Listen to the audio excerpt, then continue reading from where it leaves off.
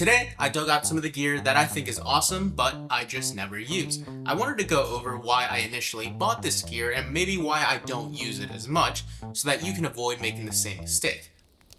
Wide angle lenses can be so much fun, and I'm pretty sure as a filmmaker we've all thought, wow, I could really use this lens for so many creative shots. So we purchased the lens, use it for a few shots here and there, and then just put it away forever.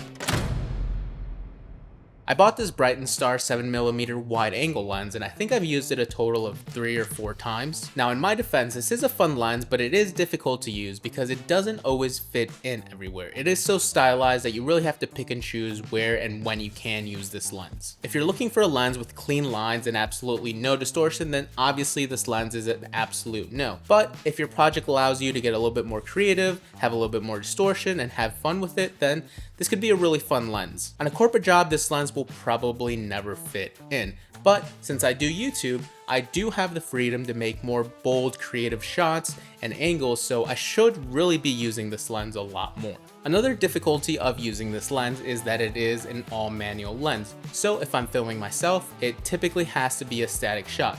And if I am behind the camera, then I have to be pulling focus. Another thing, it is an RF lens, so it is for my Red Komodo, which is typically just a slower process than if I had this lens for my Sony. Still, going forward, I plan on pulling this lens out a lot more and just trying to get more unique angles in my YouTube videos, since I do have the freedom of doing that here.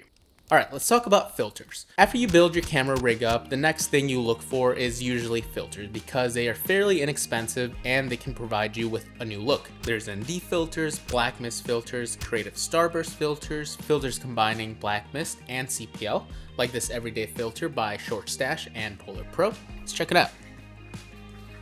I have 2 of these, the 49mm that lives on my Fuji lens, and I use it for photography all the time. And then I have this 82mm. This one's more for video purposes, and I really don't use it that much. It is a cool filter, I like the bloom that it gives off, and I like that it has CPL built in, but I find that it is way too strong, so I would rather just not use it. I can usually add some bloom in post with some glow, so I would rather just not use it than commit to having every single shot with it. Part of the problem is that I have used this in the wrong situations, too many bright lights, too much glow, and it does make the video look a little bit off. Going forward, I want to plan specific videos where I can use this filter and it will actually thrive in, but nonetheless, a really cool piece of gear.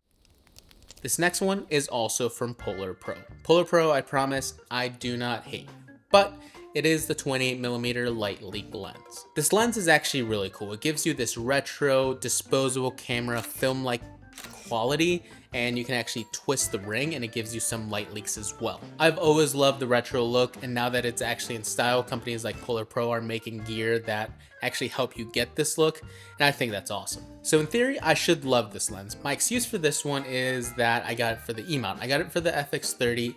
At the time, I didn't have my Fuji yet. I guarantee that if I had this for my Fuji in X-mount, I would use this lens all the time. I have a lens that is kind of similar.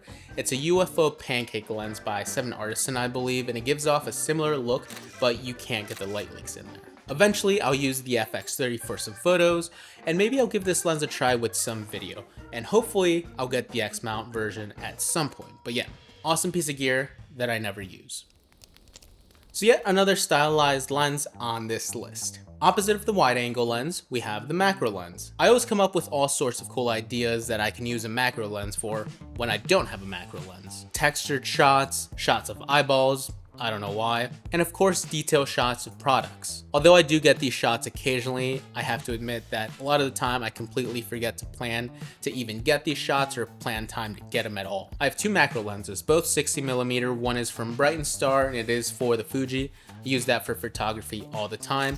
And the next one is from 7 Artisan, and that one is for the Red Komodo, so that one is more video specific. I have used the 60mm Brighton Star on some drink photos for the Sin City Bartender, but those pictures don't usually perform, so I've stopped using it as much. The 7 Artisan I rarely use because in my opinion that lens is meant for detailed B-roll shots, and I don't always use the Red Komodo for B-roll. I usually use the Sony, so I don't end up using this lens that much. I guess this can all be solved if I just use my Red for everything, or if I stop buying RF mount lenses. These are probably my favorite, least used pieces of gear that I own.